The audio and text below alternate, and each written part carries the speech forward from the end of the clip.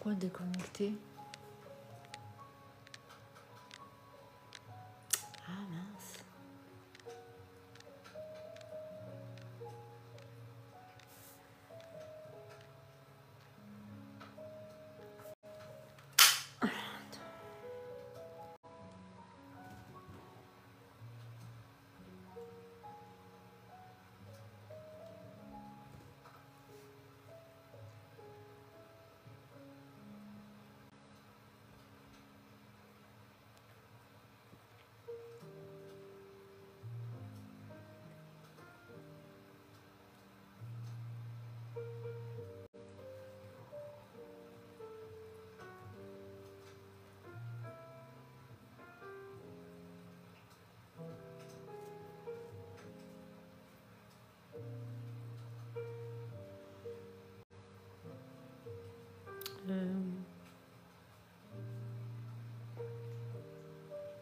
Ah ben voilà.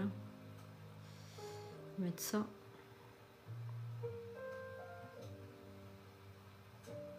Pourquoi c'est déconnecté?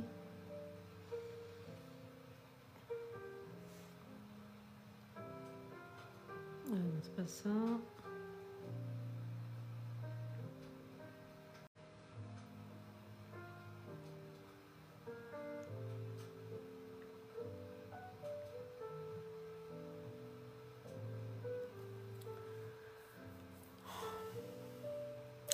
Hello les pépites, ça va?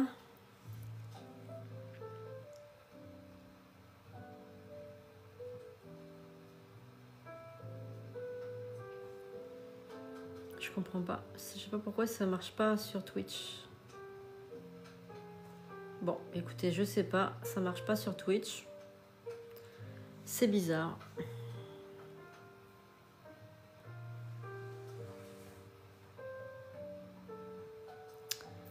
Alors.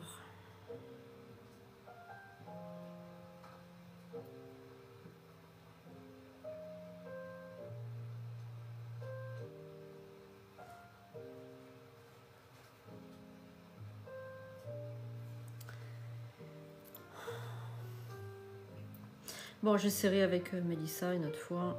C'est pas très grave.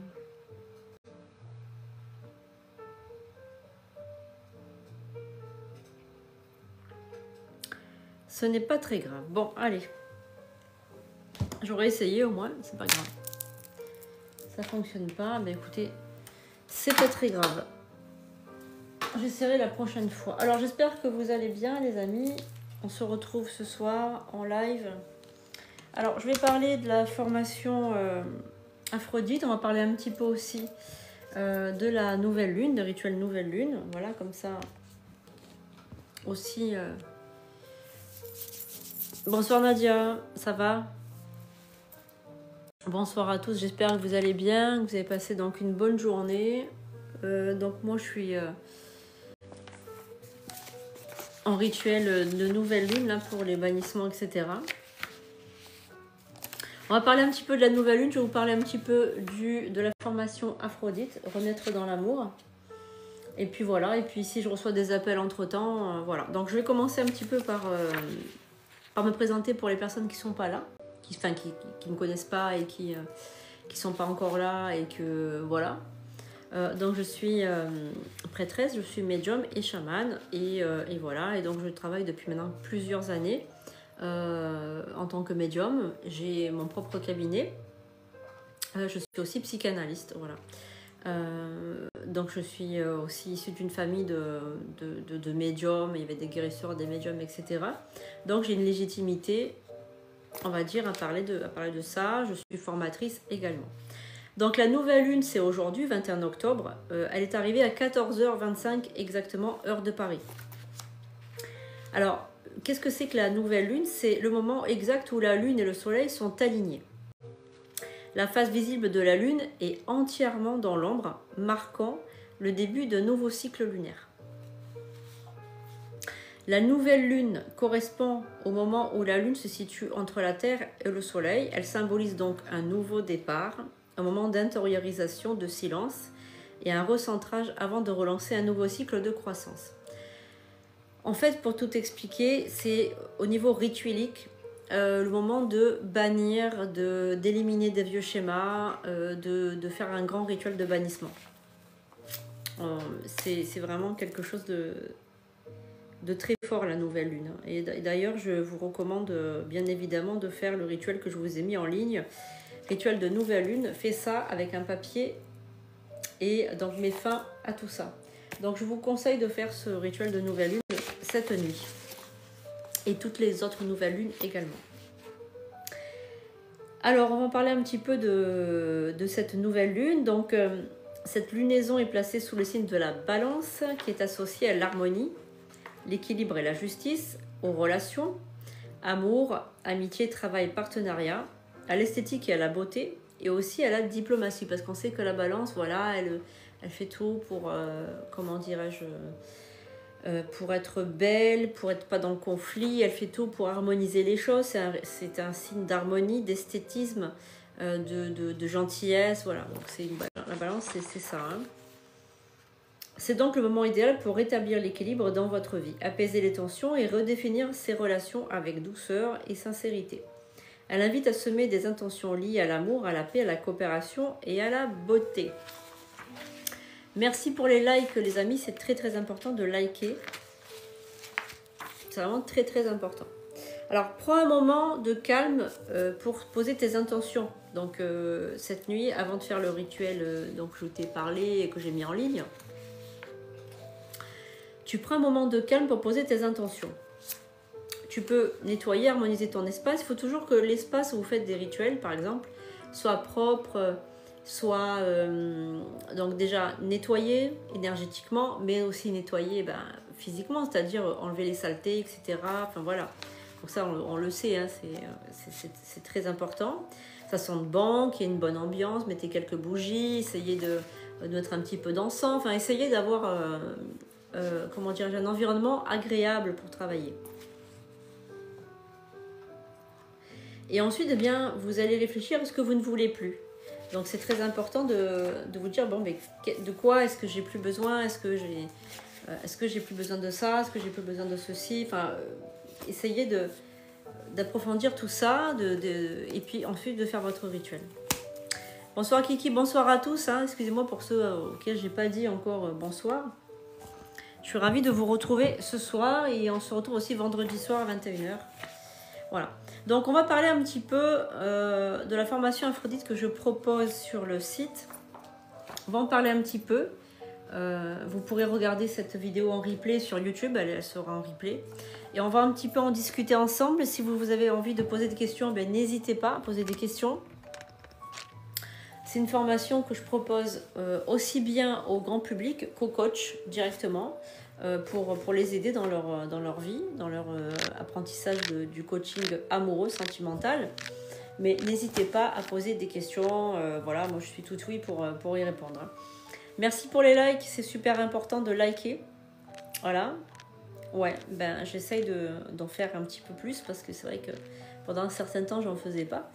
Et du coup, voilà, ça me manque un petit peu aussi. Donc forcément, voilà. Alors la formation Aphrodite, c'est une formation qui est là pour vous aider à avoir de belles relations, donc des relations saines.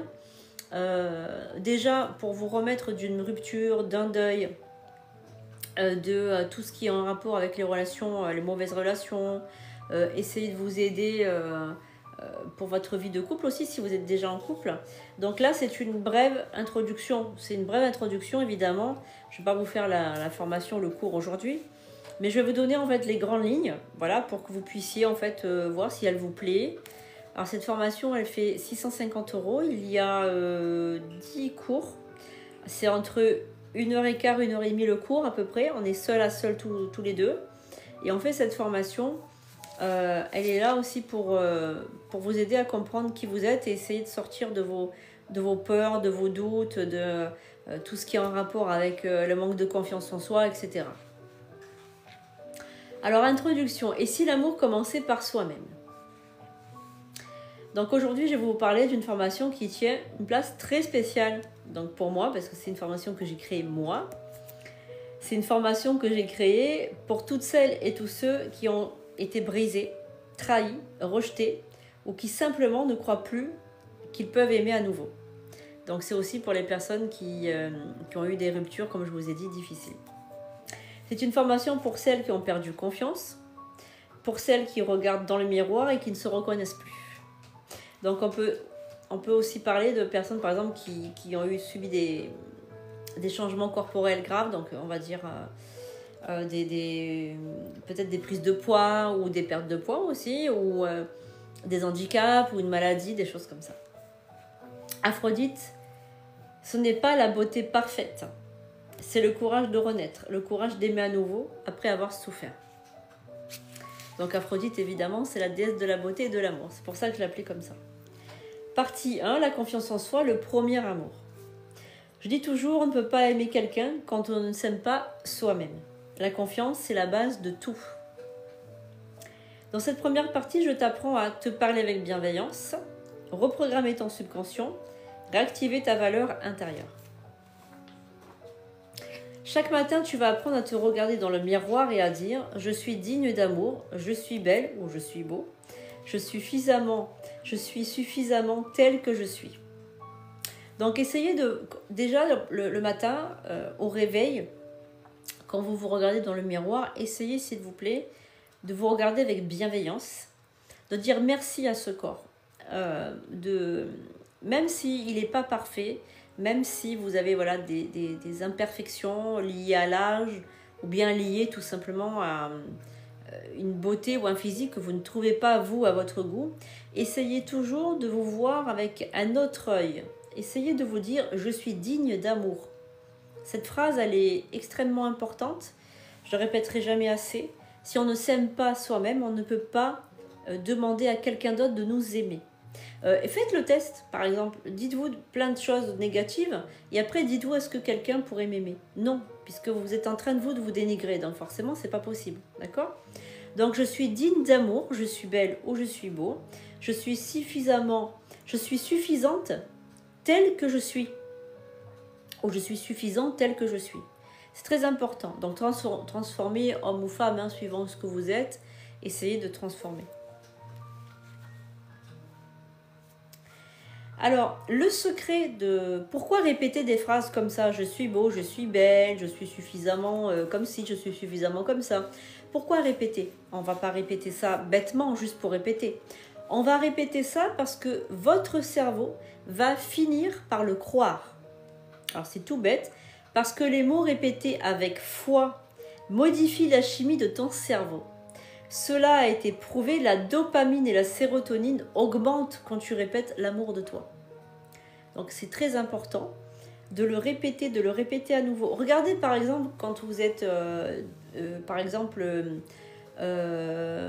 vous êtes plus jeune ou même maintenant, parce que c'est possible que vous vous dites encore « je suis nul, je suis nul, je suis nul, je suis nul, je suis nul en maths ou je suis nul en ci, je suis nul en ça ». Ben, vous finissez par le croire et à la fin ça devient insurmontable de vous faire faire un exercice de maths ou autre chose quand vous dites « ah ben non, je suis nul en cuisine » par exemple. Donc vous vous persuadez d'être nul en cuisine, donc du coup ben, forcément,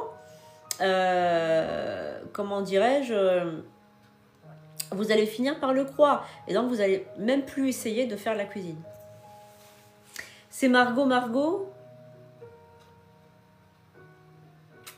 Coucou les pépites, j'espère que vous allez bien. Partie 2. L'estime et la dignité révélée, relever la tête. L'estime et la dignité. Alors la dignité, c'est très très important.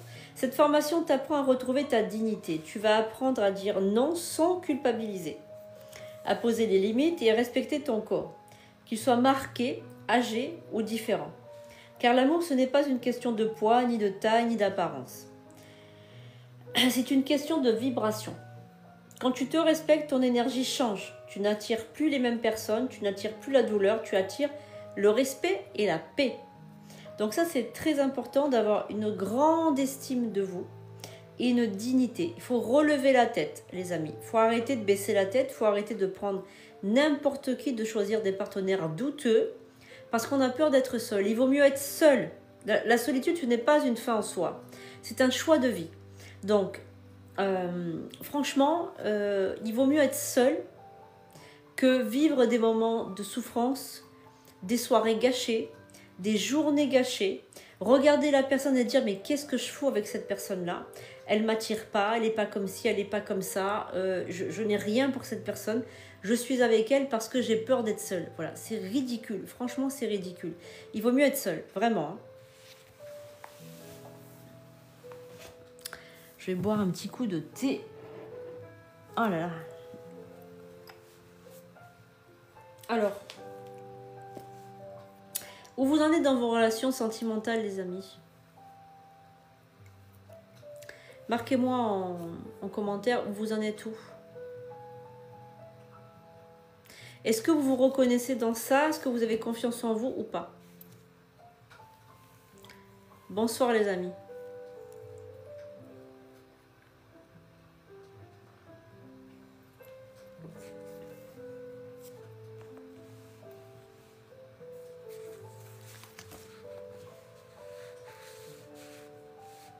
Tu sors et tu oses aborder les gens, c'est bien. Super.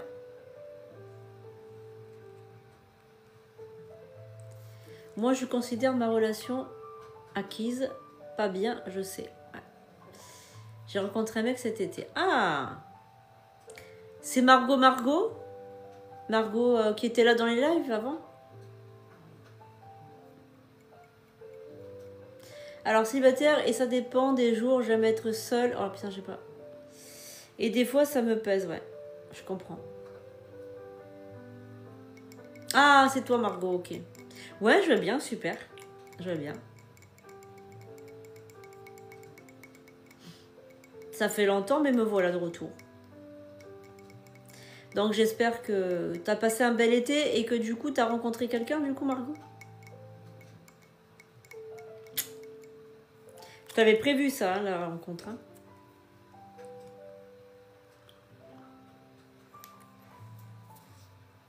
Merci pour ceux qui like. C'est super gentil. Merci Nadia de liker. Je vois que tu likes, Nadia, hein, puisque c'est marqué.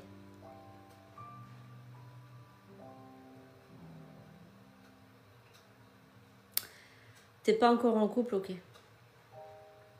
Oui, bah, tu prends ton temps. Bien évidemment, il faut prendre son temps. Allez, je continue l'introduction à la formation Aphrodite. Surmonter la rupture et le deuil. Beaucoup de femmes qui viennent vers moi me disent « Sandrine, j'ai tout donné et j'ai tout perdu. » Et moi, je leur dis « Tu n'as rien perdu, tu t'es simplement oublié. » Dans la formation Aphrodite, on apprend à faire le deuil de ce qui n'est plus, à libérer les liens énergétiques avec le passé, à pardonner, non pas pour s'excuser, mais pour se libérer. Très important.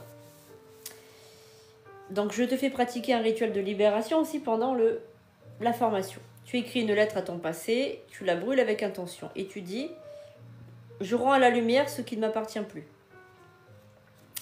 Et à ce moment-là, crois-moi, tu te sens revenir en paix intérieure. Et surtout, il faut se libérer des deuils, alors des deuils sentimentaux. Il faut se libérer de tout ce qui nous pèse, de tout ce qu'on a donné. Je comprends très bien que lorsqu'on a beaucoup donné à l'autre, on s'est donné entièrement, corps et âme, que vraiment on a fait le maximum pour la relation et qu'on est trompé, rejeté, trahi, abandonné, humilié aussi, je comprends tout à fait qu'on a un ressentiment, une rancœur et on n'a pas envie de se jeter à corps perdu dans une nouvelle relation. Je comprends.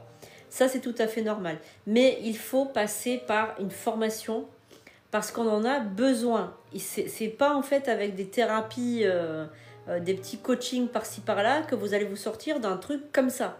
Il faut une formation, c'est très très important. Voilà. Donc moi, je vous invite vraiment à prendre cette formation, vraiment. Partie 4. Revenir sur le marché de la séduction. Donc c'est vrai pour ceux qui ont fait alors ceux qui sont en cours, donc Nadia elle est en cours, tu fais celle-ci. Je crois qu'il y en avait une autre qui regarde le live qui avait fait la première, il me semble. Mais il faut faire celle-ci. Celle-ci est très très importante parce que alors la première elle est bien parce que on vient tout doucement, en fait c'est plus dans la douceur.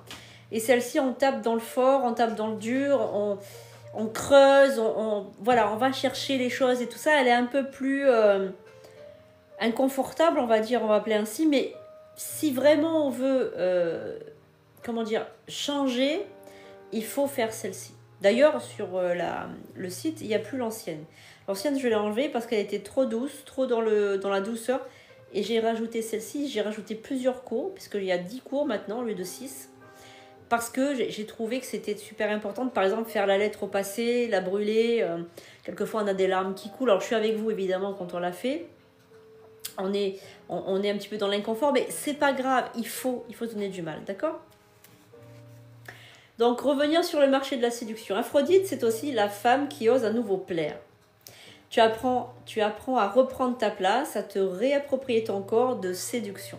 Alors, je sais que ça peut paraître un peu gênant de dire je vais séduire, je vais mettre des talons aiguilles, je vais mettre une jupe, alors, si c'est un messieurs, je vais mettre une belle cravate, je vais sortir, je vais bomber le torse. Je sais que ça peut paraître un petit peu gênant, mais c'est très important.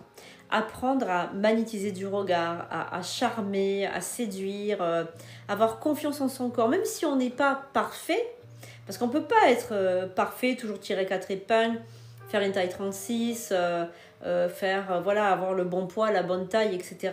On ne peut pas être parfait, quelquefois on a des rides, on a des boutons, on n'est pas notre avantage, on a des défauts physiques, etc. C'est pas ça qu'on demande. Ce qu'on demande, c'est avoir du charisme. C'est avoir cette énergie de charisme et cette énergie d'avoir confiance en soi. C'est ça qu'on demande. Quand je vais faire cette formation, c'est ça que je cherche à obtenir de mes élèves. C'est pas forcément qu'ils soient des Claudia Schiffer et des Brad Pitt. C'est pas ça, d'accord? Tu apprends à choisir une photo, un regard, une posture qui te représente sans tricher. Tu réapprends à flirter, à rire et à te sentir belle ou beau. Parce que tu redeviens vivant. Ça, c'est très important. Et je dis souvent, ce n'est pas ton corps qui attire, c'est ta lumière, c'est ton charisme. Voilà, c'est pas forcément, comment dirais-je, d'être le plus beau ou la plus belle, c'est avoir du charisme. Alors, on va parler un petit peu des autosabotages et des blessures, évidemment. Donc, on va en parler pendant cette formation, puisque, forcément, comment dirais-je, on est notre pire ennemi quelquefois, d'accord? On est notre pire ennemi dans le sens où on va nous-mêmes s'auto-saboter. Donc combien de fois as-tu eu l'impression d'attirer toujours les mêmes profils? Donc ça, vous me mettez dans le chat, je veux savoir. Vous mettez dans le chat, est-ce que vous avez toujours attiré les mêmes personnes, les mêmes profils avec les mêmes blessures, les mêmes problématiques, etc. Ça, dites-le moi en commentaire. Je suis sûre que ça vous est déjà arrivé. Pourquoi t'es masquée, Tali?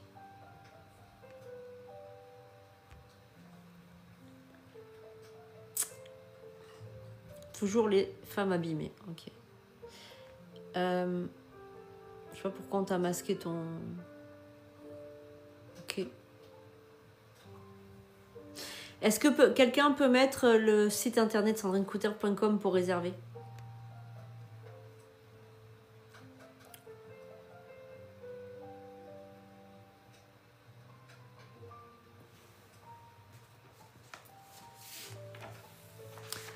Moi 2 fois. Ok. Oui, on attire toujours le même profil. C'est terrible. Toujours les mêmes histoires et les mêmes douleurs. Ce n'est pas un hasard, bien évidemment. C'est ton inconscient qui répète un schéma. Tout simplement, c'est votre inconscient qui répète un schéma. Aphrodite te permet de mettre fin à ce cercle infernal. On va identifier les blessures d'enfance, les archétypes amoureux et surtout te libérer de ces mécanismes d'auto-sabotage. Non, c'est bon, t'es plus masqué. Maizekin. Oh là, Maizekin, c'est un petit démon, ça. Non, Maizekin, c'est un petit démon. Hein? C'est le démon... qui est dans Lucifer, il me semble.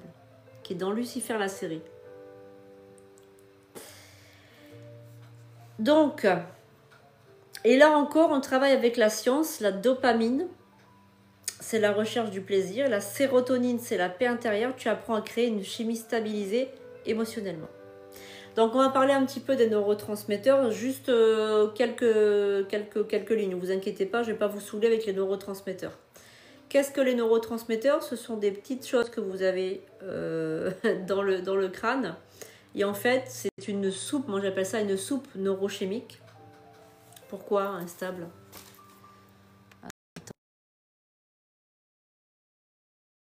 Moi, si on entend bien, si on voit bien, parce qu'on me dit que la connexion est instable.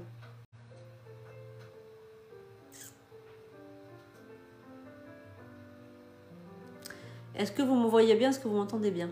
Oui, c'est bon. Bon, d'accord. Je vois pourquoi il y a marqué les connexions instables. Nadia, tu veux dire non dans le sens on entend. Ah, ça marchait pas? Ah, ok, on voit bien. Ah, d'accord. Ça va. Ok, bon.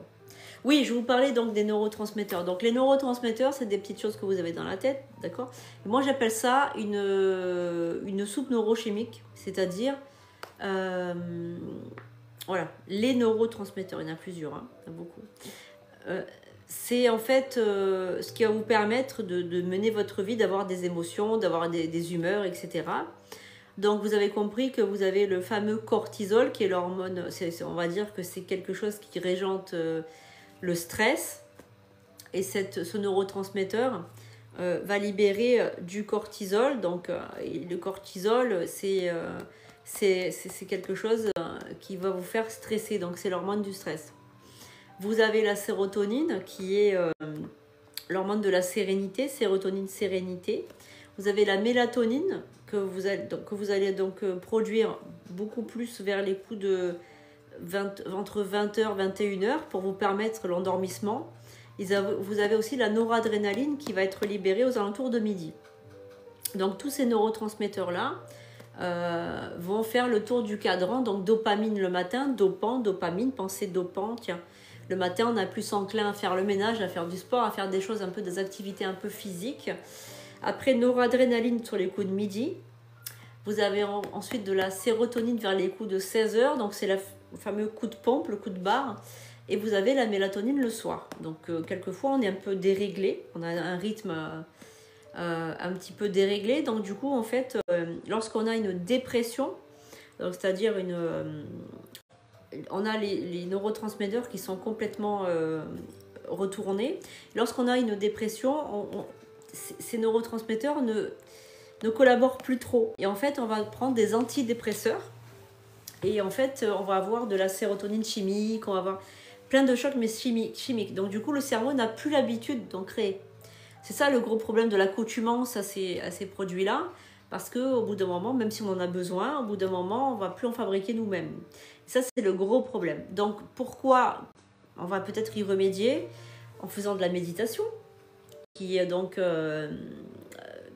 donc produire de la sérotonine, en faisant du sport, pour avoir de la dopamine, pour avoir des bons neurotransmetteurs, une bonne soupe neurochimique. Parce que qu'est-ce qui se passe? On va être habitué en fait à produire ces neurotransmetteurs-là et à avoir donc envie de chercher un peu les histoires, les conflits. Si on est dopé au cortisol, on va essayer de chercher les conflits tout le temps parce qu'on est à l'habitude. C'est même pas en fait une question de qu'on est énervé ou qu'on est peu importe contrarié, mais c'est parce qu'on a l'habitude en fait, voilà. Et quand on a grandi et on est né dans une famille où il y a beaucoup de problèmes, beaucoup de disputes, beaucoup de conflits, eh bien on va être habitué à ça et on va chercher à reproduire dans notre couple aussi. On va gâcher nos relations parce qu'en fait on est habitué. C'est tout simplement à cause de ça, on est habitué. Voilà. Donc il faut briser cette chaîne de conflits, de colère, etc. Et il faut retrouver la paix intérieure en faisant du sport, de la méditation, en ayant une vie saine, en mangeant des aliments sains et en faisant des activités qui vont nous permettre de nous détendre.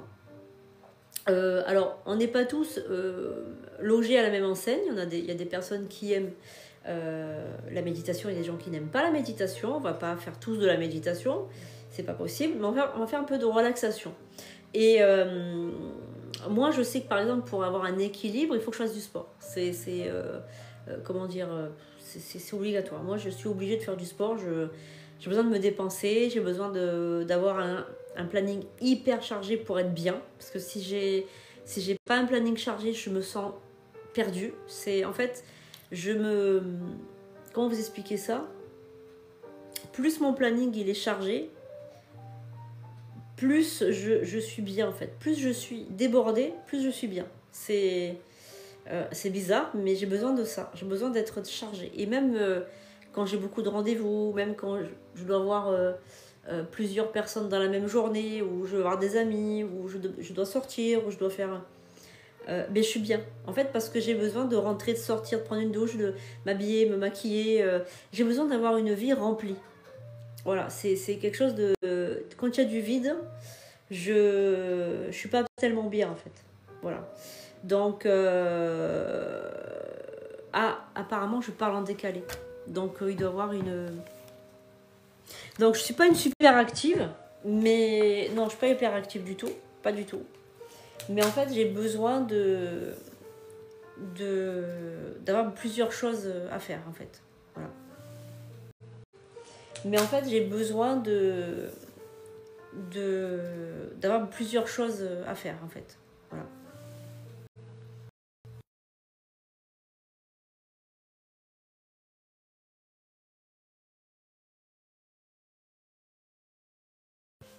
Bon, j'espère que là, ça va aller.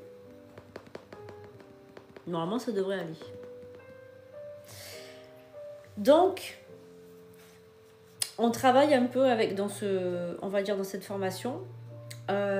Comment dirais-je? On va parler un petit peu de ça. Donc, on va en parler un petit peu. On va pas faire toute la formation sur ça, mais on va parler un petit peu pour que vous ayez un petit peu, comment dirais-je, des notions, on va dire, de neurotransmetteurs, de neurosciences. Alors, c'est sûr, hein, je suis pas non plus un professeur de neurosciences, mais je connais un petit peu. Voilà, je connais un petit peu, et c'est normal. Si vous ne connaissez pas votre cerveau, si vous ne savez pas comment il fonctionne, pourquoi des fois il vous court-circuite, en fait, c'est-à-dire que vous ne voulez pas dire quelque chose, et en fait, vous allez le dire quand même. Donc, en fait, quand vous allez comprendre que c'est une question de cortisol, etc., vous allez vraiment vous sentir beaucoup mieux. Alors, il faut savoir à titre indicatif que 5 minutes de cortisol, c'est-à-dire de stress, etc., c'est 5 heures de colère. Pendant 5 heures, vous allez être contrarié, énervé, colérique. Parce que ce cortisol, 5 minutes dans le cerveau, ça va vraiment faire un court-circuit, en fait, voilà. On continue, on va parler un petit peu de S, donc vous avez compris, et le corps sacré. Donc je dis pas le mot parce que sinon on va être ban, d'accord? Voilà, mais on va de S, E, X, d'accord? Vous avez compris. Likez, c'est super important. Je vais boire un petit peu de thé avant de commencer ce chapitre-là. Voilà, alors je vous montre la petite tasse. Alors moi je suis en animal totem, je suis la chouette. Donc ma fille m'a offert cette chouette là.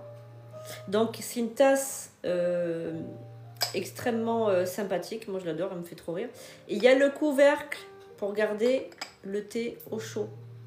Donc c'est vraiment... moi j'adore. J'adore.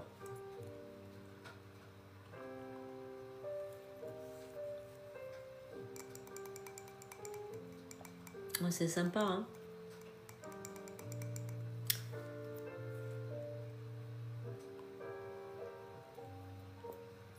Donc on est tranquille, les amis. Tranquille. Allez, on y va. Ça me fait toujours... ce thé là, il me fait toujours faire des remontées. Mais je l'aime trop. Alors...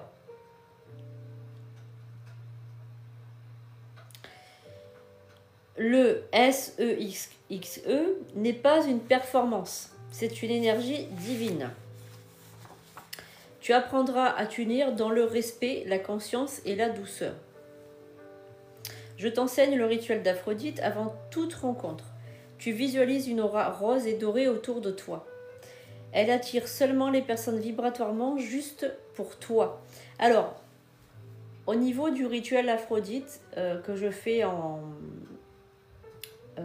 sur le site, c'est un rituel qui s'appelle le rayonnement personnel. Ce rituel-là, il est très important et il va vous ouvrir la conscience et l'aura. Et également, on va avoir une aura rose dorée. Donc c'est très important parce que quand vous allez rencontrer quelqu'un, quand vous rencontrez une personne, vous la croisez, vous la rencontrez, si vous avez une aura grise, marron, une aura... donc l'aura, simplement j'explique pour les personnes qui passent par là, qui n'ont pas l'habitude. L'aura, c'est un champ d'énergie, en fait, un champ électromagnétique, bioénergétique. C'est un champ aurique qu'on a autour du corps physique qui est de couleurs différentes pour certaines personnes. Et en fin de compte, si cette aura est grise, marron, noire ou quelque chose comme ça, on ne va pas attirer les gens, au contraire, on va les repousser. Donc en fait, une aura de couleur rose ou dorée, donc on peut avoir une couleur dorée et rose ou rose dorée, va, on va dire, favoriser l'attirance S. C'est comme ça. On ne va pas chercher à comprendre pourquoi c'est comme ça, Donc, lorsque vous êtes en mode séduction, que vous avez quelqu'un dans le viseur, ou que vous voulez, je sais pas moi, aller séduire quelqu'un, ou je sais pas, en boîte de nuit, ou je ne sais où, enfin j'en sais rien, je sais pas où vous allez draguer, mais un café, ou je sais pas, essayez de visualiser que vous avez une aura rose et dorée. Ça va faciliter les rencontres. La personne va venir vers vous de manière un peu plus confiante et elle va savoir tout de suite que vous désirez quelque chose avec elle. Voilà. Donc ça, c'est très important de le comprendre. Il faut respecter son corps et le corps de l'autre. Il faut se respecter et pas donner son corps à tout le monde, d'accord? Et surtout pas le premier soir. Ça aussi, je le répéterai jamais assez, on ne partage pas un lit ou un moment intime avec quelqu'un qu'on connaît à peine, d'accord? Pourquoi? Parce que déjà, la personne, il faut savoir une chose, c'est que les hommes, ils vont toujours vous demander ça. Les hommes, ils vont toujours vous demander ça. Mais ils vont espérer au fond que vous disiez non. Parce qu'en fait, si un homme, il vous propose ça et que vous dites oui, eh bien, il va vous dire, si elle l'a fait avec moi, c'est qu'elle le fait avec tous. Et donc, du coup, c'est pas une fille avec qui je vais pouvoir me projeter dans le futur. C'est une fille que je vais appeler pour passer une bonne soirée. Mais je vais pas me projeter en couple ou quoi que ce soit. Et vous, en fait, les filles, vous pensez que si vous leur donnez pas ça, eh bien, ils vont vous rejeter et que vous allez finalement vous retrouver encore à nouveau seul. Et vous perdez votre temps et votre dignité et tout ce qui s'ensuit. Voilà. Donc après, évidemment, chaque personne fait ce qu'elle veut. Moi, je ne suis pas là pour vous faire la morale, mais faites attention, si vous voulez en tout cas une relation dite sérieuse, vous ne pouvez pas faire ça.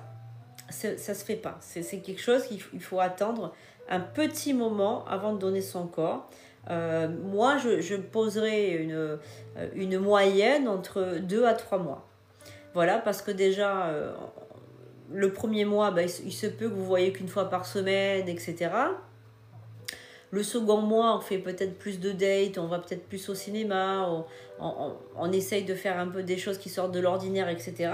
Et après, il y a le rapprochement physique. Mais avant d'avoir un rapprochement physique, il faut avoir un rapprochement déjà intellectuel, savoir si on veut les mêmes choses dans la vie, si on regarde vers la même direction. Si vous rencontrez quelqu'un qui veut des enfants, vous n'en voulez plus, ça va poser des problèmes. Si vous voulez, par exemple, vous rencontrez quelqu'un et vous dit « Moi, dans 6 mois, je pars en Alaska parce que j'ai toujours rêvé d'aller en Alaska », ça n'ira pas non plus. Si vous rencontrez quelqu'un, mais il est toujours en couple, ou alors il vit toujours avec son ex-femme, ou enfin c'est bizarre, c'est pas encore très clair, ça n'ira pas. Voilà, donc en fait, il faut déjà que vous ayez la même vision du monde, que vous regardiez dans la même direction. Déjà, il y a ça. Après, il y a le timing. Est-ce que vous voulez la relation sérieuse en même temps? C'est-à-dire que Si vous sortez d'une relation et que vous voulez vous amuser, parce que vous êtes resté 20 ans avec quelqu'un et que là, vous voulez vous amuser, et que l'autre, vous rencontrez l'autre, mais que l'autre, la personne, elle veut un truc sérieux. Elle veut plus s'amuser. Le timing, il sera pas bon. Si ça se trouve, cette personne, vous l'aurez rencontrée 2 ans après, ça aurait été nickel, mais pas maintenant. Le timing, il n'est pas bon. Voilà. Donc, il y a regarder dans la même direction, le bon timing. Et après, une fois que tout ça est fait, on va aussi parler un petit peu de est-ce qu'on a la même spiritualité ? Est-ce qu'on a une religion? Est-ce qu'on a les mêmes goûts cinématographiques? Est-ce qu'on a les mêmes convictions politiques? Si vous êtes de droite et que la personne elle est de gauche, ultra gauche, ça ira pas. Si vous êtes musulman, que l'autre elle est catholique, ça n'ira pas. Si vous avez une spiritualité et l'autre est complètement athée, n'y croit pas du tout, ça n'ira pas. Donc, est-ce que vous avez compris tous les paramètres qu'il faut accorder avant d'avoir une relation S? Parce que si vous avez une relation S avant d'avoir réglé tout ça, vous allez vous attacher, vous allez créer des hormones, etc., d'attachement, et en fait, vous allez tout accepter de l'autre. C'est-à-dire, il n'est pas du même bord politique, c'est pas grave, je fais avec. Il y aura des disputes obligatoires. Il n'est pas de la même religion, c'est pas grave, je fais avec. Il y aura des disputes obligatoires. Il est pas spirituel, c'est pas grave. Il y aura des disputes obligatoires. Il est pas célibataire, c'est pas grave. Il y aura des disputes, vous allez vous prendre la tête, vous allez vous sentir trahi, humilié, abandonné. Tout ça pour arriver à un échec. C'est pour ça qu'il ne faut pas donner son corps avant d'avoir déjà réglé tous ces paramètres. Une fois que ces paramètres ils sont réglés, ils sont nickel, vous vous dites mais on s'entend super bien, on fait la paire, c'est-à-dire on est vraiment bien accordé, on s'aime, donc on sait déjà qu'on s'aime avant de passer à l'acte. Il faut avoir un minimum d'amour quand même, un minimum d'attirance et puis de créer des liens affectifs. On ne peut pas coucher avec quelqu'un qu'on n'aime pas du tout. Enfin, pour moi, c'est même pas envisageable. Hein, voilà. Donc, on passe tout ça en revue. On se dit que voilà, on a les mêmes goûts, on a la même vision du monde, on a le même timing, on a les mêmes visions du monde, etc. Et là, on peut avoir une relation intime sacrée et une relation intime où on a confiance à l'autre parce que on a déjà discuté, on a déjà quand même parlé de tout, on se connaît 100%, on sait qu'on est fait pour être ensemble. Donc, il n'y aura pas cette peur aussi, parce que moi, j'ai beaucoup de nanas qui me disent « Oh là là, il ne va pas me rappeler. » Mais comment vous pouvez, moi je vous le dis, avoir une relation intime avec quelqu'un en sachant que peut-être, éventuellement, il ne vous rappellera pas? C'est parce que vous n'avez pas assez d'intimité, vous n'avez pas assez creusé toutes les questions que je viens de vous dire. Vous avez brûlé les étapes. Vous êtes passé de la première étape à l'étape 10 en 1 heure, enfin je veux dire en quelques heures. Non, avant de passer cette étape d'intimité, il faut passer par tous les paramètres que je viens de vous dire. Alors c'est peut-être un peu chiant pour vous, je sais pas, j'en sais rien, mais en tout cas c'est indispensable si vous voulez créer une relation sérieuse. Si maintenant vous voulez du léger, évidemment vous n'allez pas attendre toutes ces étapes. Si vous voulez du léger, vous voulez du léger. Mais si vous voulez une relation sérieuse, ne venez pas pleurer si vous n'avez pas passé par toutes les étapes dont je viens de vous parler. C'est obligatoire, c'est comme ça. Donc, on va passer maintenant à attirer la bonne personne. Donc, quand tu guéris, ton énergie change. C'est-à-dire, tu as passé toutes les étapes du deuil, etc., de la rupture, ou alors de la relation... comment dirais-je, raté, ou vous n'avez jamais connu personne et vous êtes un petit peu désespéré de la vie, vous êtes guéri. Vous avez fait un coaching, vous avez fait une formation, vous êtes guéri. C'est à ce moment-là que la vie t'envoie la bonne personne, c'est-à-dire la bonne personne te sera envoyée quand tu t'y attends plus. Voilà. Quand tu t'y attends plus, quand tu n'es plus dans le manque de cette personne, c'est-à-dire quand tu es plus dans C'est quand que je vais rencontrer quelqu'un. C'est quand que je vais rencontrer quelqu'un. Et je rencontre jamais personne. Et je vais finir seule. Et patati. C'est quand vous aurez arrêté d'être dans le manque que l'univers va vous envoyer la bonne personne. Parce que vous serez guéri.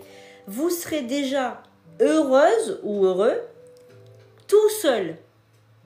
Vous êtes heureux ou heureuse seul. Vous ne cherchez plus quelqu'un. Vous n'êtes plus dans l'énergie de manque. Et c'est là que apparaît la bonne personne. Ou du moins, la personne qui pourrait être la bonne pour vous. Il faut passer toutes les étapes, toutes les discussions dont je vous ai parlé tout à l'heure. Et ensuite, on voit ce que ça donne. C'est grâce à la loi d'attraction amoureuse. Tu vas apprendre à visualiser ton futur partenaire. Non pas dans son apparence, mais dans sa vibration. Très important. Parce que vous allez me dire, oui, mais moi, Sandrine, je n'aime que les blonds ou j'aime que les bruns. Ça, c'est des conneries. Parce qu'en fait, moi, j'aime les bruns. À la base, j'aime les bruns. J'aime les bruns aux yeux marrons, un peu la type latino, comme notre chère Estelle avec son Giuliano, etc. C'est un peu, comment dirais-je, comment peut-on savoir quoi que c'est la bonne personne? Parce qu'elle coche tous les critères. Elle coche tous les critères qu'on veut. Oui, moi j'aime plutôt les bruns. Ah bien, je peux très bien flasher sur un blanc. Parce que ce ne sera pas la couleur de cheveux dont je vais flasher.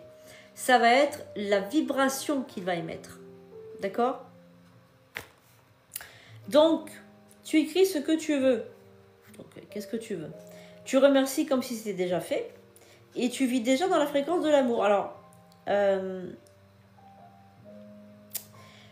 on va prendre le temps d'écrire, on va dire, la personne idéale. Par exemple, la personne idéale va être, comment dirais-je?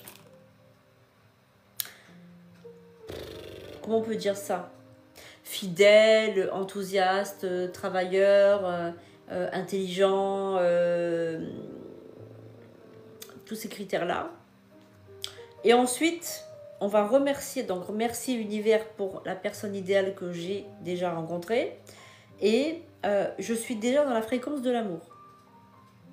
Si vous avez une personne spécifique dans la tête, c'est-à-dire vous savez qui vous voulez, mais pour l'instant elle n'est pas libre, ou pour l'instant ce n'est pas le moment, ou pour l'instant... Vous pouvez dire aussi, je vis une vie sentimentale exceptionnelle avec un tel. C'est très important aussi de noter si vous voulez que cette personne elle soit avec vous. Donc ça c'est super important. Hein. Donc on va faire le protocole, se faire à nouveau confiance. Dans la formation, tu auras un protocole de 21 jours. Les 7 premiers jours, on travaille sur le miroir et la revalorisation. C'est très important. Les 7 suivants, le pardon et la libération. Les 7 derniers, l'ouverture du cœur et la manifestation. Ça, c'est très important aussi, ces 21 jours de protocole à nouveau confiance. Chaque jour, tu t'élèves un peu plus. Et au bout de 21 jours, tu ne te reconnais plus, tu es la personne... Tu n'es plus la personne que tu étais au début. Ça, c'est sûr. Voilà. Partie 10, réussir sa vie affective. Réussir sa vie amoureuse, ce n'est pas trouver quelqu'un. C'est vrai qu'à chaque fois, on me dit toujours ça. Je cherche quelqu'un, je cherche quelqu'un, je cherche quelqu'un. Trouver quelqu'un. Alors, rencontrer quelqu'un, c'est rencontrer monsieur tout le monde. Nous, on ne cherche pas à rencontrer quelqu'un. On cherche notre moitié, notre âme sœur. La personne qui va nous faire vibrer, la personne qui va nous faire avoir du baume au cœur, la personne qui va nous rendre heureux, la personne qu'on va être vraiment heureuse de voir, c'est-à-dire émoustillée, c'est-à-dire qu'on va passer la soirée avec elle, on est mais alors, rien que de savoir que je vais voir cette personne, je suis dans un état pas possible. Je suis tout émoustillée, je suis heureuse, j'ai le cœur qui bat, j'ai les palpitations, je suis toute rouge, je suis trop contente de voir cette personne. Elle me comble de joie, d'accord? C'est pas, ah, ouais, j'ai rendez-vous. Bof, non, c'est pas ça. Si vous ressentez pas cette chose pour cette personne, c'est même pas la peine d'y aller. Vous restez chez vous, c'est encore mieux. Moi, les relations de raison, les mariages de raison, sortir avec des gars qui nous plaisent pas, ou sortir avec des nanas qui nous plaisent pas, qui nous attirent pas physiquement. Mais quelle idée de faire ça, mais quelle idée, ça ne tiendra jamais. Voilà. S'il n'y a pas le côté physique en premier qui nous attire, c'est pas parce que son intellect il va être exceptionnel qu'on va être attiré. C'est faux. Au bout d'un moment, vous allez regarder quelqu'un d'autre. Au bout d'un moment, vous allez tourner sur quelqu'un. Vous allez flasher sur quelqu'un d'autre. Et qu'est-ce que vous allez faire à la personne avec qui vous êtes? Vous allez la rendre malheureuse parce que vous l'aurez trompée. Vous l'aurez trahi. Ou alors, si vous ne le trompez pas, vous ne la trahissez pas, au bout d'un moment, vous allez dire, je ne ressens plus. Alors, vous allez mentir, parce que vous ne l'avez jamais ressenti, mais vous allez dire, non, mais je ne ressens plus rien pour toi, voilà, excuse-moi, je me suis trompée, finalement, je ne suis pas la personne qu'il te faut, tu es trop bien pour moi, voilà, j'ai pas le déclic, j'ai pas ci, j'ai pas là, alors que vous ne l'avez jamais eu. Donc, c'est traître et c'est pas honnête de faire ça. Voilà. Moi, je vous le dis honnêtement, je ne supporte pas les gens qui me parlent comme ça. Oui, mais je suis avec cette personne parce qu'elle est gentille. C'est n'importe quoi. Non, on ne sort pas avec quelqu'un parce qu'elle est gentille. On sort avec quelqu'un, on a une relation avec quelqu'un parce qu'elle nous fait vibrer. Parce que on ressent tout de suite des émotions d'amour, de l'affect, une attirance même S. Quand vous ne vous imaginez pas au lit avec la personne, que vous dites je vais faire un effort pour être avec la personne, c'est même pas la peine de sortir avec elle. Parce qu'à chaque fois que elle va s'approcher de vous, vous allez vous allez faire un mouvement de recul, vous allez faire un mouvement de recul, vous allez dire, pourquoi avoir ses mains sur moi, je ne supporterai pas. Voilà. Mais en fait, vous ne pouvez pas avoir une relation comme ça. Moi, j'ai plein de personnes qui me prennent des rendez-vous et qui me disent ça. Mais moi, je ne comprends pas. Alors, je me pose des questions. Qu'est-ce qui vous a fait être avec cette personne? Alors, ils vont vous dire toujours, c'est les amis, on m'a un petit peu forcé. N'importe quoi. Voilà, on n'est pas au Moyen-Âge. Vous dites non, vous dites non. On m'a incité, on m'a dit que c'était un bon parti. Alors, ça aussi, question d'argent, c'est un bon parti. On m'a dit qu'il était gentil. Ou on m'a dit qu'elle faisait bien à manger, qu'elle faisait bien la cuisine, qu'elle faisait bien le ménage. J'aimerais dire, qu'est-ce qu'on s'en balance? Qu'est-ce qu'on s'en fout que la personne sache faire le ménage, ou que ce soit un grand bricoleur, ou que ce soit une personne d'une très grande discrétion. Mais qu'est-ce qu'on s'en balance? Ce qu'on veut, c'est vibrer, c'est aimer, c'est sentir vivant, c'est sentir vivre, c'est être heureux, heureuse dans les bras de l'autre. On s'en fout qu'elle sache faire la cuisine ou faire le ménage ou être un bon bricoleur. Qu'est-ce qu'on s'en balance? Voilà. Donc, moi, je suis d'avis d'écouter son cœur. Voilà. Moi, je suis d'avis d'écouter son cœur parce que, en fait, je veux vous dire, j'ai le recul par rapport à les nombres de coachés que j'ai un recul par rapport au nombre de coachés. Et ces relations-là ne tiennent pas. À un moment donné, elles vont se casser la gueule. Et le problème qu'il y a, c'est que vous aurez fait souffrir l'autre personne, parce que l'autre personne, elle n'a rien demandé. L'autre personne, c'est pas sa faute si elle est pas à votre goût, si elle n'est pas comme vous le désirez, ce n'est pas de sa faute. Vous allez faire un malheureux ou une malheureuse. Donc dites-le tout de suite, écoute, désolé, au premier rendez-vous, désolé, mais ça va pas le faire. Ça va pas le faire. Si on dit pourquoi, vous dites tu ne me corresponds pas. Voilà, c'est tout. Tu ne me corresponds pas. C'est tout. C'est pas plus bête que ça. C'est tout. Ok? Donc je pense que je vous ai suffisamment parlé par rapport à ça. Je ne sais pas du tout si vous êtes d'accord avec moi ou pas. Vous pouvez très bien ne pas être d'accord avec moi et dire non, moi, comment dirais-je, moi je m'en fiche du physique, ou si je ne suis pas attirée, c'est pas grave. Moi je veux une personne voilà, qui a d'argent, ou une personne qui a une renommée, ou une personne voilà, peu importe. Mais en tout cas, moi c'est pas du tout ma tasse de thé. Qu'est-ce qu'ils font les chats? En train de retourner la maison.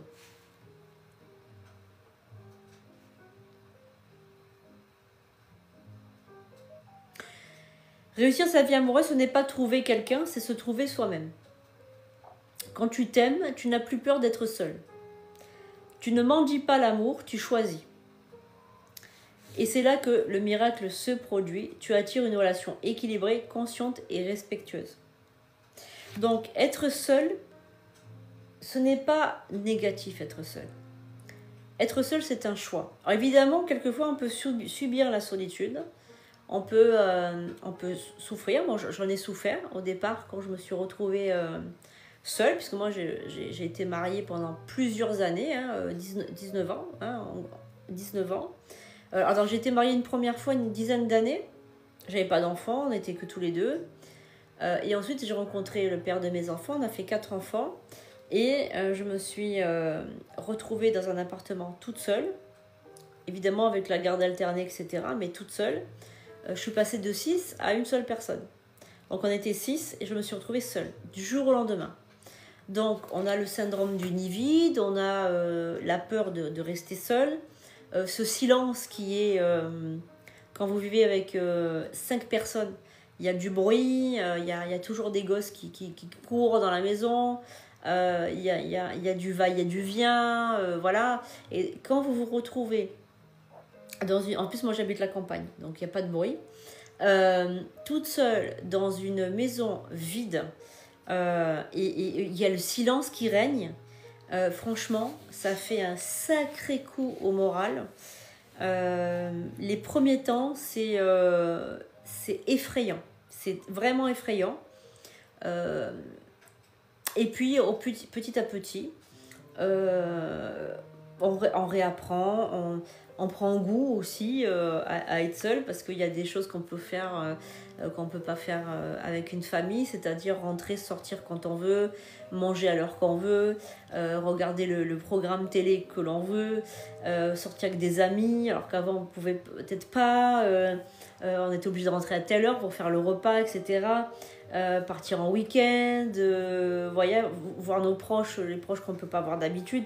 Enfin, on peut faire plein de choses qu'on ne pouvait pas faire avant, donc il y a plein d'avantages. Se coucher, moi des fois je me couche à 3h du matin, voilà, je gêne personne. Et voilà, donc c'est... Alors il y a des inconvénients, puisque des fois on a envie de partager des choses, on se dit merde, j'ai personne. Et puis les moments intimes aussi. Alors quand je dis intime, je parle pas que de relations S, je parle aussi d'intimité. Partager un spa ensemble, aller au restaurant, partager un film, partager un plateau repas Netflix, des moments intimes, des massages, des choses comme ça, voilà. Donc forcément tout ça, ça reviendra, il n'y a pas de souci, moi je sais très bien que ça reviendra, mais il faut un laps de temps où en fait on se reconnecte à soi-même. Il faut, à chaque fois qu'il y a une rupture, peu importe si elle a duré 1 an, 5 ans, 10 ans, moi vous savez, la plus grosse rupture que j'ai eue et celle qui m'a fait le plus souffrir, j'étais restée seulement 1 an avec la personne. C'est pas forcément une rupture parce qu'on y reste 20 ans, c'est pas ça, c'est l'intensité de la relation. Moi j'avais été très très très amoureuse d'un homme avec qui j'avais été restée juste 1 an. J'étais tombée anorexique et tout parce qu'il aimait les filles très minces. Et je faisais à l'époque déjà 50 kilos, donc c'était déjà extrêmement mince. Il aimait les filles très très minces et j'avais perdu 9 kilos. Donc je vous laisse calculer pour lui plaire. Voilà, c'était simplement pour lui plaire. C'était quelque chose que je regrette maintenant, bien évidemment, avec le recul, je regrette parce que j'aurais jamais dû faire ça. Je regrette énormément d'avoir perdu autant de poids. Voilà. Mais bon, voilà, je pensais que perdre du poids, ça lui ferait plaisir, etc. Bon, mais ça n'a pas fonctionné. Finalement, c'est séparé. Et ça a été vraiment une rupture très, très, très dure. Donc, c'est pas forcément le nombre d'années qui va compter, c'est l'intensité de la relation. Donc, on peut faire des bêtises, pour un homme ou pour une femme d'ailleurs. On peut faire des bêtises. On peut s'oublier soi-même. Parce que là, le fait de dire, tiens, je vais perdre du poids, 9 kilos sur 50 kilos, c'est énorme. J'étais juste la peau sur les os, on va dire. C'est pas se respecter. Finalement, je me suis pas respectée. D'accord ? Bon, j'étais jeune à l'époque. Voilà. Donc, à la limite, j'avais une excuse, mais Il y a des femmes beaucoup plus âgées qui peuvent faire des bêtises pas possible. Regardez, comment elle s'appelle, l'autre avec Brad Pitt, là, qui a été donné 800 000 euros, je crois, un truc comme ça, pour le faux Brad Pitt. Alors, elle savait très bien que c'était un faux Brad Pitt. Elle le savait, elle avait eu des preuves irréfutables que c'était un faux Brad Pitt. Mais elle a donné quand même de l'argent parce qu'en fait, ce qui s'est passé, c'est qu'elle avait espoir que ça fonctionne. Et elle avait espoir qu'au final, ce soit vraiment Brad Pitt et qu'elle vive une magnifique histoire d'amour avec lui. Alors qu'elle savait, il y avait tous les indicateurs au rouge, mais elle a quand même été la tête baissée. Bon. Donc ça aussi, c'est pas se respecter. C'est manquer de dignité, c'est vraiment n'importe quoi. On est bien d'accord. Donc ça, c'est des brouteurs. Bon, c'est pas la même chose, mais... Mais qu'est-ce qu'ils me font, les chats, là-bas? Marie? Va voir les chats, qu'est-ce qu'ils fabriquent? Je sais pas, ils sont en train de... Je sais pas, ils sont en train de retourner la maison.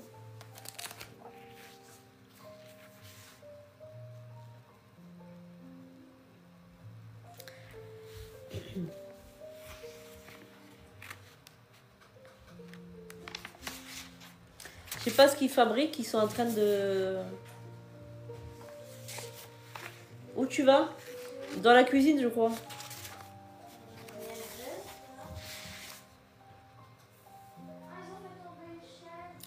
Ah, bah c'est ça. Parce que je me disais aussi.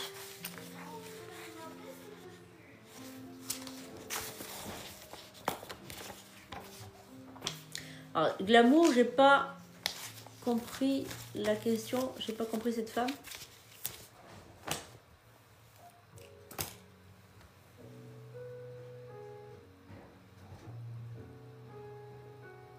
Je sais pas, j'ai pas trop compris le...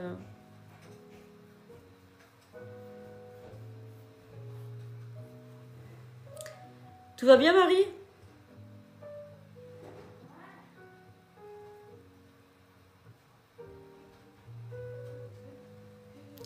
Merci, mon bébé. Alors, est-ce que vous avez des questions à propos de la formation ou à propos des relations sentimentales?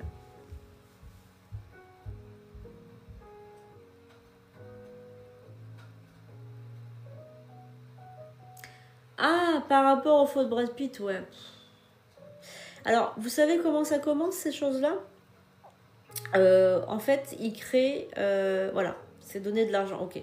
Alors, ça peut arriver à tout le monde, hein, je vous rassure. Il ne faut pas la juger.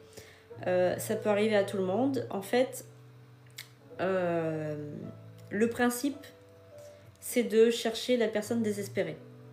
Donc, alors, les brouteurs sont forts, c'est leur métier. D'ailleurs, ils le disent, c'est un métier. D'ailleurs, quand il y a des reportages sur la Côte d'Ivoire, etc., ils sont tous au cybercafé et ils pianotent toute la journée, ils envoient des messages, etc. Donc déjà, ça peut arriver à tout le monde. Ça peut arriver autant aux hommes qu'aux femmes.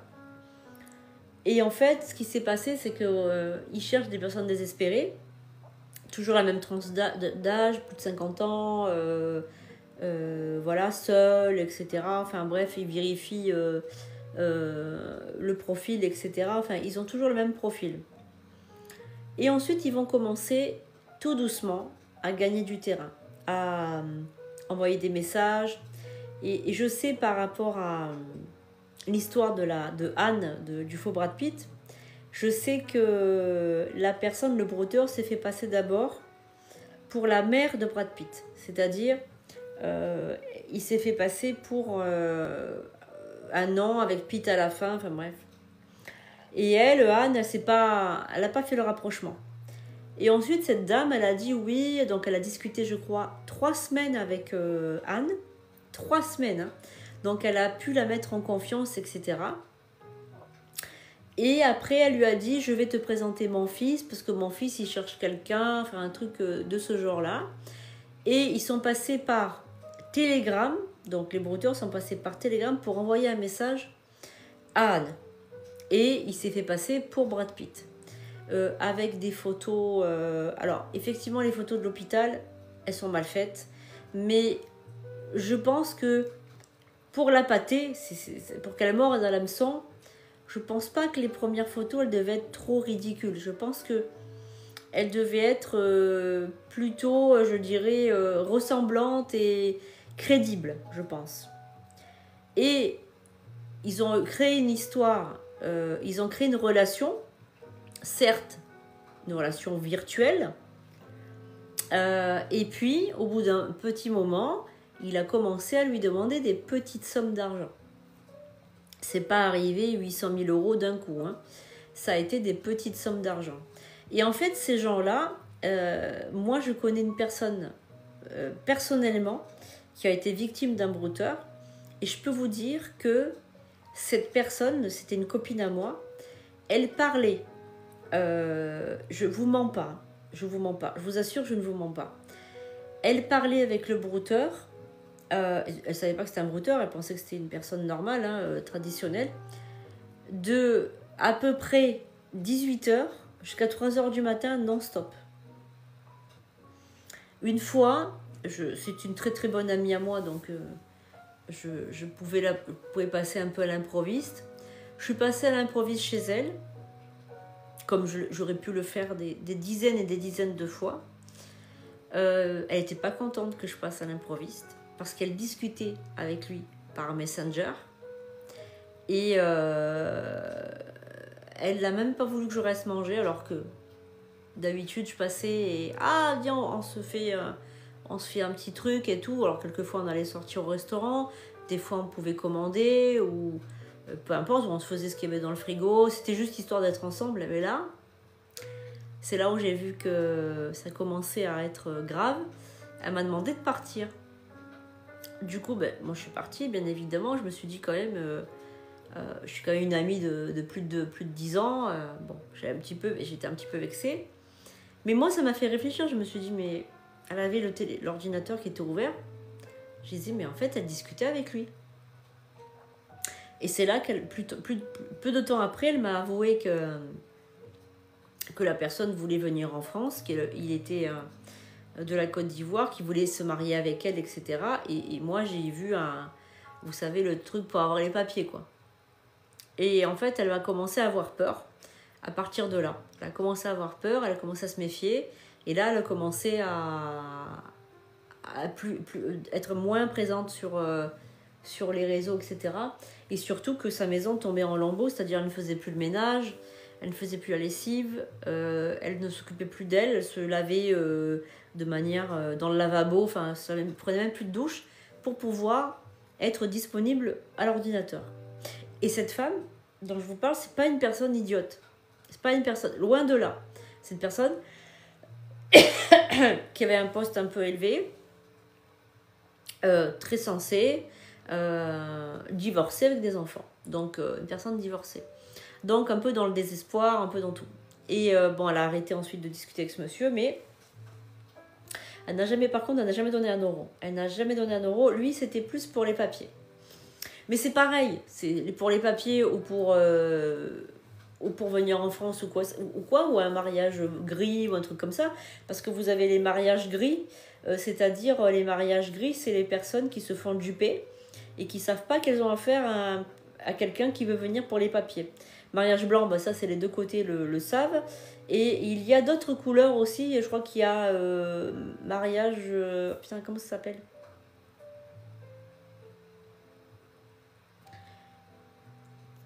Je sais pas si c'est pas mariage violet ou mariage lilas, un truc comme ça. Dites-moi dans les commentaires si vous savez comment on appelle les autres couleurs des mariages. Je crois que c'est mariage lilas, mais je sais plus trop. Mais en tout cas, je sais que ça existe et je sais qu'il y a beaucoup d'arnaques sentimentales. Les arnaques sentimentales, ça court les rues. Connais le blanc et le gris. Ouais, c'est ça, le blanc et le gris, pardon. Ouais. Je crois qu'il y a un mariage lilas ou un truc comme ça. J'avais déjà entendu parler. Je sais pas, non, je peux pas regarder. Je sais plus. Je vous ai mis le tirage pour demain. Donc ça, c'est important. Bon, voilà. On m'avait proposé un blanc, père de famille, je connaissais pas.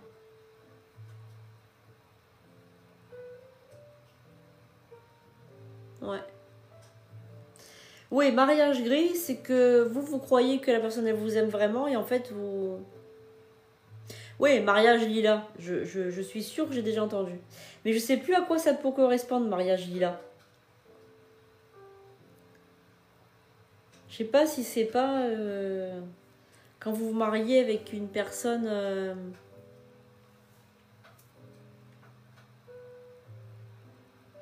qui est homosexuelle, je crois, peut-être. Un truc comme ça, je sais plus. Je sais plus. Mais il faudrait que je me renseigne, mais je sais plus. Mais ouais, ça existe. Ça existe. Je vous ai mis donc le tirage pour demain. Là, je vais partir faire mes rituels de nouvelle lune parce que c'est la nouvelle lune et j'ai quand même pas mal de rituels à faire. En tout cas, je vous retrouve vendredi. Ouais. Vendredi à 21h. Là, on fera confidence et voyance. Donc, si vous avez des questions en voyance, n'hésitez pas à les noter. Voilà. À les noter. Et puis, comme ça, à partir de 21h, vous mettez des likes, des likes, des likes, des likes. On essaiera de commencer à au moins 10 000, hein, moins 10 000 likes. Voilà. Et puis, comme ça, j'essaierai aussi de regarder sur Twitch parce qu'apparemment, ça n'a pas marché.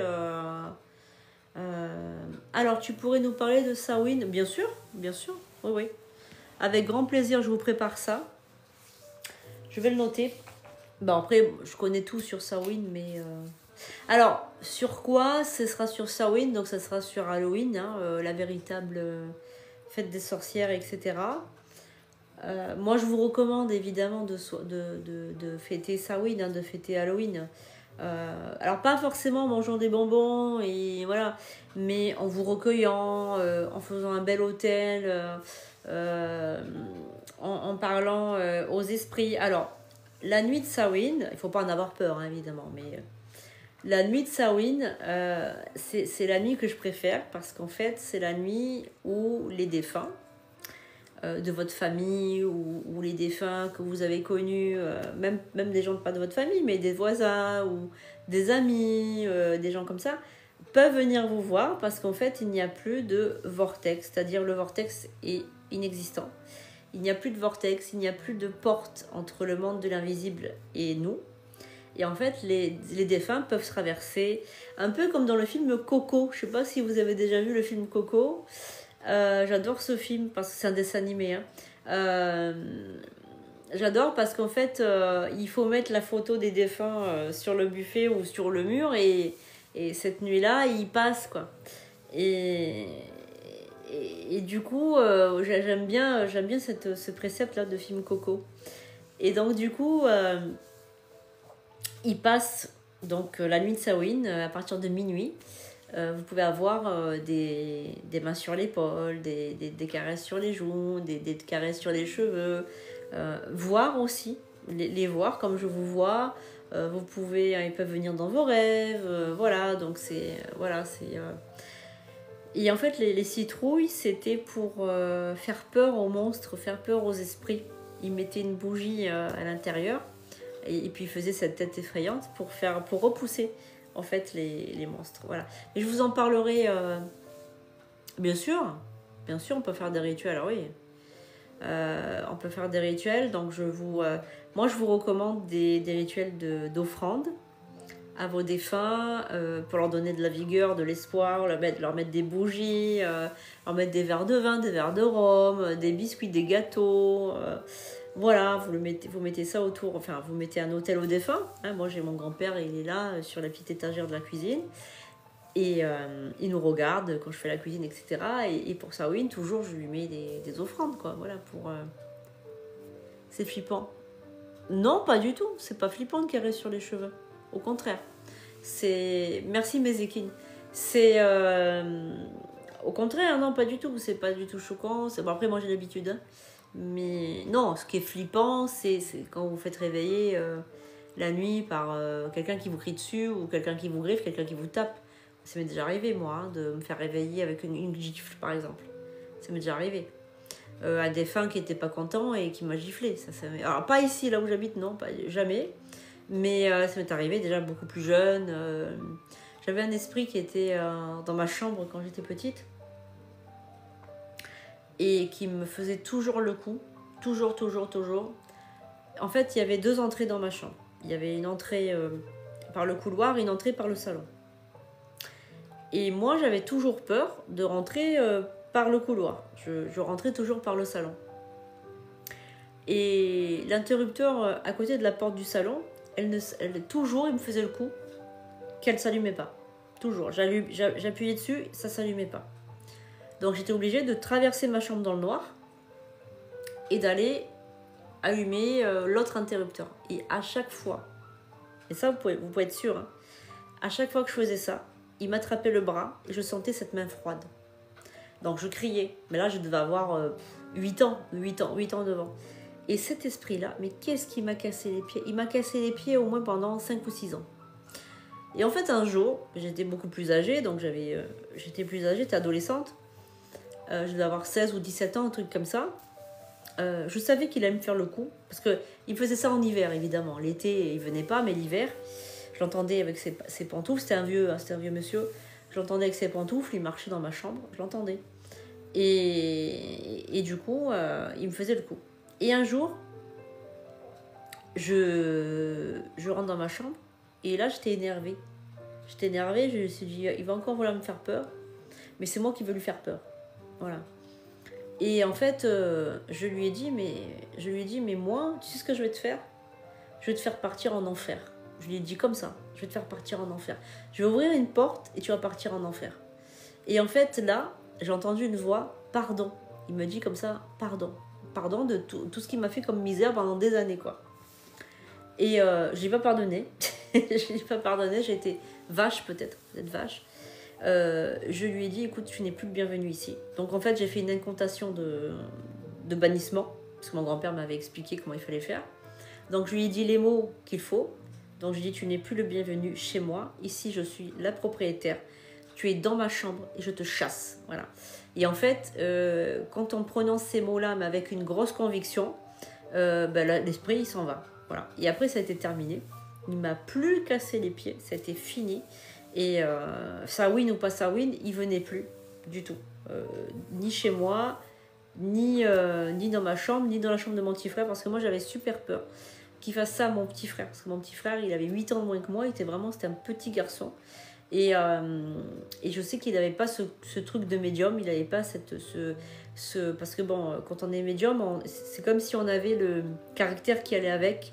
On n'a pas peur, on est courageux, on affronte les problèmes, on a peur de rien, quoi. Au final, une fois que tu as vu ce que moi j'ai vu, on n'a plus peur de rien après, hein, voilà. Et en fait, le médium, je sais pas, il vient au monde avec un caractère différent, quoi. Il vient courageux déjà, quoi, voilà. Et lui, il était tout petit, donc j'avais peur qu'il fasse ça. Mon frère, vraiment, j'avais peur. Donc du coup, c'est pour ça que je l'ai chassé. Ouais, il est cassé les pieds ailleurs. En fait, il a été...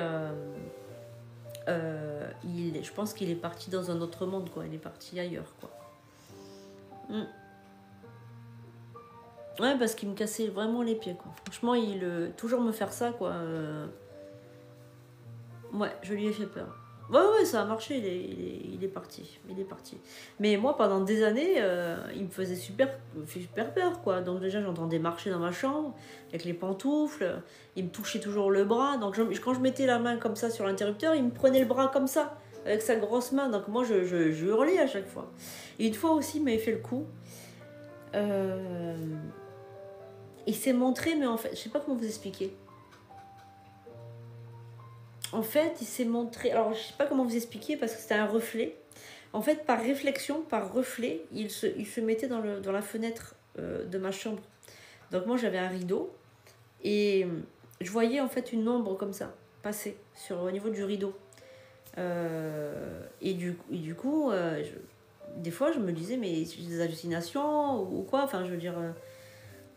il m'a fait voir de toutes les couleurs. Et en fait... Avec le temps, j'ai su qui c'était le voisin d'en bas, qui était mort d'un infarctus Du coup, en fait, il restait dans le bâtiment, mais au lieu d'emmerder sa famille, il venait nous emmerder à nous. Donc voilà quoi. Parce que ma mère, bon, elle le voyait, mais il venait pas lui casser les pieds.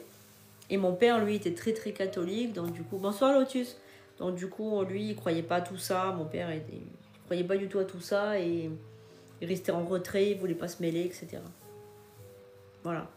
Mais c'est non, mais les esprits. Je vous parlerai de Samhain vendredi, je vous parlerai de tout ça, de la fête, plein de choses. Enfin, je vous parlerai de tout ça, vous verrez un petit peu. Oui, peut-être qu'ils voulaient notre appartement, à savoir. Nous, je sais que nous, quand on a aménagé, les voisins, ils avaient gueulé parce que, ouais, ils étaient jaloux, etc. On avait un très très grand appartement. Mais qu'est-ce qu'il y avait eu aussi dans cet appartement? Il y avait eu le vieux, il y avait eu quelqu'un d'autre aussi. On avait des bruits, on avait plein de choses dans cet appartement. Il était pas, voilà, il était hanté quoi. Il y avait quelque chose. Voilà. Mais ici, chez moi, grâce au ciel, je touche du bois, j'ai jamais rien eu. Hein. Pas eu de réveil. Donc les défunts, j'en vois évidemment tous les jours. Mais c'est pas des défunts méchants, c'est pas des défunts qui nous griffent, qui nous mordent, qui nous font tomber du lit, c'est pas des défunts comme ça. C'est des défunts bienveillants, caresses sur la joue, bisous, petites caresses sur les cheveux, mains sur l'épaule, ils disent des mots gentils dans les oreilles. Voilà, c'est des défunts très sympas, très gentils, bienveillants. Les méchants, moi j'en veux pas. Moi les méchants qui restent où ils sont. Ah, alors prospérité, ce que tu fais, c'est que vendredi, tu viens à 21h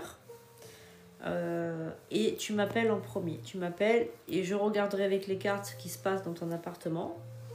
On verra. De toute façon, les appartements sont tous habités par quelque chose ou quelqu'un. C'est obligatoire. Soit il y a des gardiens, s'il n'y a pas de gardiens, il y a des défunts. Voilà, c'est obligatoire. Il y a toujours des esprits dans les maisons, dans les appartements, dans les lieux dits. Il y a toujours des esprits. Ça, c'est obligatoire. Les amis, je vais devoir vous laisser, parce que déjà 22h30 presque. Il faut que j'attaque mes rituels de nouvelle lune. Donc, ce sont des rituels de bannissement, pour le plus souvent. Je travaille également jusqu'à la pleine lune et je ferme la lune sur 28 jours quand je fais les rituels pour qu'il y ait plus d'impact sur vous. Voilà, pour que ce soit plus impactant, que vous ayez plus de résultats. Voilà. Bonne nuit à tout le monde. Passez une très douce nuit. Voilà. Elle risque d'être un petit peu agitée ces nouvelles lunes, c'est normal. D'accord ? Donc soyez pas étonnés si vous passez une mauvaise nuit. En tout cas, je vous souhaite une excellente nuit. J'espère qu'elle sera douce pour vous. Moi, elle va être un petit peu courte, mais bon, c'est pas grave, hein, c'est comme ça. Je vous fais un gros bisou les pépites. Je vous souhaite une bonne nuit à tous. Et je vous dis à vendredi 21h. Soyez fidèles au poste. On a une soirée confidence et voyance. Donc vous pourrez appeler. Voilà, vous pourrez appeler pour être... Attends, j'ai rêvé ou quoi? J'ai rêvé ou j'ai vu marquer bonne nuit maman?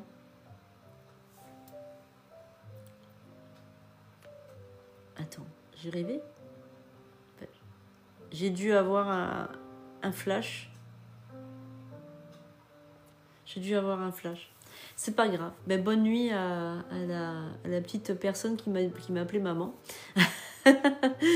Voilà, j'ai dû avoir un flash. C'est pas grave.